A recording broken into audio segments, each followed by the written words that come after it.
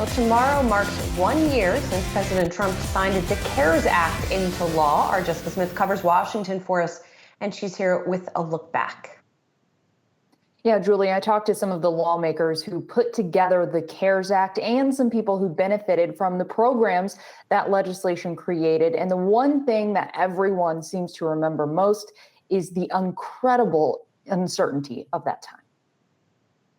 The markets recording their worst day since '87. The number of Americans filing for unemployment benefits spiked to a record-breaking 6.648 million claims. We've now all seen the close, the biggest one-day decline for the Dow in terms of points ever. It was March of 2020 when reality started to truly set in. It's a national emergency.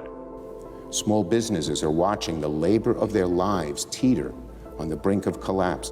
Congress had already passed 2 coronavirus relief bills, but the world was shutting down and the U.S. economy grinding to a halt. It was clear Congress had to do more and fast. We didn't know when the virus would strike Capitol Hill. We didn't know there would come a point where we wouldn't have enough members in the Senate because of quarantine or illness to be able to get anything done. And there was not a lot of certainty about how long businesses were going to find themselves under these restrictions.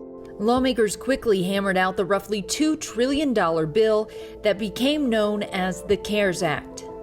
We were trying to buy time. House Ways and Means Committee Chairman Richard Neal remembers hours on the phone with Speaker Pelosi negotiating with then Treasury Secretary Steven Mnuchin. We had really no idea other than the fact that the economy was headed south at a pretty rapid pace.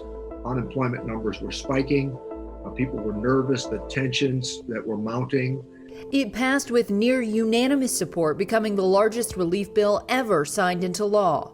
This is a very important day. I'll sign the single biggest economic relief package in American history. The CARES Act included money to fight the virus, $1,200 stimulus checks, an extra $600 a week in unemployment benefits, and it established the Paycheck Protection Program. Small businesses could apply for forgivable loans to cover the cost of keeping workers on the payroll. Senator Marco Rubio, then chairman of the Senate Small Business Committee, played a key role in crafting the program. Because the idea of millions of people just being turned on the unemployment system beyond what we already saw was unimaginable. I thought it would be catastrophic. I didn't think the system could handle it. Bradley Graham was one of the small business owners who got a PPP loan last year. He owns Politics and Prose, an independent bookstore with a few locations around D.C. He says the loan helped him avoid layoffs in his bookstore when he had to shut down in-store shopping. Then we started scrambling to figure out, was there any way that we could at least keep some of the operation going. The Paycheck Protection Program quickly ran out of money. Lawmakers replenished it soon after, and then bipartisan talks stalled.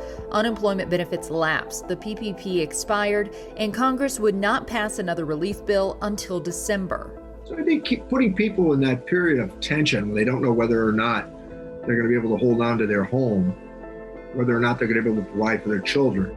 Both sides still blame each other. I think there was some political calculation there that was made by the Democrats. I said so at the time. Since the CARES Act, Congress has passed more than $3 trillion in relief. After months of waiting, Graham and other small business owners were able to get a second PPP loan earlier this year. The recovery has been slow and fitful, and we're still quite a ways from being back to where we need to be profitable, fully profitable again. President Joe Biden is now looking at a long-term recovery plan, and lawmakers say there's more work to do. But they argue if Congress had not stepped in, a devastating year could have been even worse. The CARES Act saved the American economy. Now, of course, the CARES Act has faced criticisms. Progressives at the time said it didn't do enough to help renters or homeowners who are at risk of eviction or foreclosure. They said it did too much to help big corporations. And we all remember the rocky rollout of the Paycheck Protection Program when big name businesses got those loans that were meant for the smallest businesses. Lawmakers did tweak the program over the past year. And I talked more to Senator Rubio about that. I asked him what he would do differently if he could do it all over again. You can hear his answer and more of our conversation in the next hour. Miles and Julie.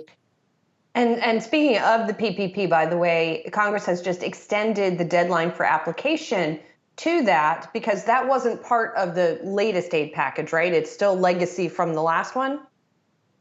Exactly. And they did pass that extension. Now people have until May 31st to apply for a loan. And then it gives the Small Business Administration an extra 30 days to process those loans. The Biden administration did make some changes to the program last month, and that has caused some confusion. And some people said they needed more time to actually get their applications in. So now lawmakers hope that this change will give people more time to do that. But we should note that the program could run out of money as soon as mid-April. So we'll have to keep an eye on that.